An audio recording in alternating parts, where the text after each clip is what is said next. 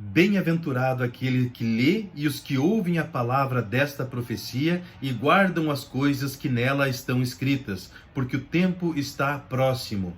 Esse texto que eu citei está em Apocalipse capítulo 1, versículo 3. Bem-aventurado quer dizer feliz. Feliz é aquele que ouve, aquele que lê as palavras, aquele que guarda as palavras que estão escritas.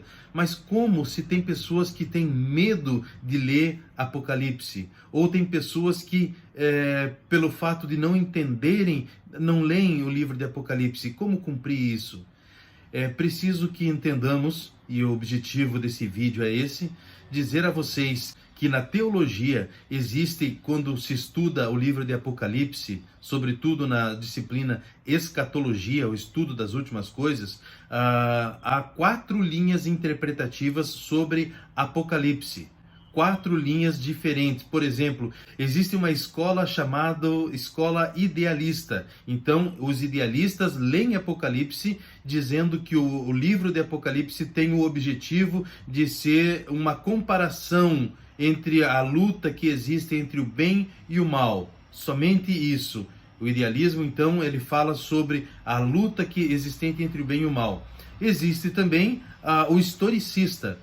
Então, a escola historicista, quando lê o livro de Apocalipse, tenta conectar o conteúdo escrito em Apocalipse em algum momento da história. É por isso que você vê as pessoas que olham para Nero, olham para aquele carrasco que se levantou na Alemanha na Segunda Guerra Mundial, entre a Primeira e a Segunda Guerra Mundial, colocam ele como anticristo, tal, porque tenta conectar o livro de Apocalipse com acontecimentos históricos. Existe também uma outra escola que lê o livro de Apocalipse de forma preterista, ou seja, tudo que está escrito em Apocalipse já aconteceu. Inclusive, a escola preterista diz que o que aconteceu no ano 70 em Israel, a tomada de Jerusalém, a destruição do templo, então aquilo tudo se cumpriu, faltando somente a volta de Cristo, quando Cristo virá para buscar a sua igreja. Mas o restante tudo já se cumpriu. E existe uma escola chamada escola futurista. A escola futurista lê o livro de Apocalipse e entende que são eventos futuros. Quando lemos o livro de Apocalipse, devemos entender que ela tem a linguagem apocalíptica. Então, ela não necessariamente obedece uma linha cronológica. Mas, se fôssemos tentar classificar os primeiros 3 capítulos, tirando a exceção ali, Apocalipse 1, versículo 7, que é um prólogo do que irá acontecer no tempo futuro, Apocalipse capítulo 1, 2 e 3 fala da igreja no tempo presente. Quando o apóstolo João recebeu a visão de Jesus, ele disse, Apocalipse 1,19, escreve as coisas que tens visto, as coisas que são e as coisas que depois destas hão de acontecer. Então, Apocalipse foi escrito no ano 90, entre 90 e 95, assim há um consenso entre a maioria dos teólogos, que foi escrito entre 90 e 95, então as coisas futuras não podem ser o ano 70, como os preteristas querem dizer, nem o historicista e muito menos os idealistas. Então a escola futurista entende que existem coisas futuras por acontecer. Apocalipse capítulo 1 é descrito aquilo que João viu, as coisas que ele viu. Capítulo 2 e capítulo 3 é as coisas que são. Ele mandou uma carta para cada igreja da Ásia.